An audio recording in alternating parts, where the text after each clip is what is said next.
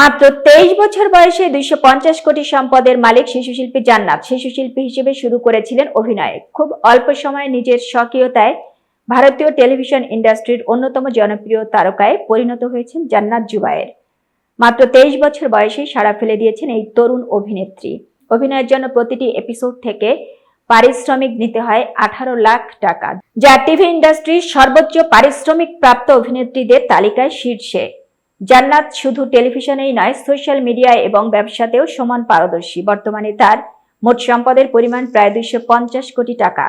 The ওয়াল জানাচ্ছে 2001 সালের 29 August মুম্বাইয়ে জন্ম নেওয়া এই অভিনেত্রীর নাম জান্নাত জুবায়ের। শিশুশিল্পী হিসেবে অভিনয় শুরু করলেও অল্প সময়ে তিনি অসাধারণ প্রতিভার স্বাক্ষর রেখে টেলিভিশন ইন্ডাস্ট্রির অন্যতম জনপ্রিয় তারকায় পরিণত হয়েছেন। এতক্ষণ বার্তা বৈঠকের সঙ্গে থাকার জন্য ধন্যবাদ। নতুন নতুন তথ্য সংবাদ পেতে বার্তা বৈঠকের ইউটিউব চ্যানেল ও ফেসবুক পেজের সাথেই থাকুন।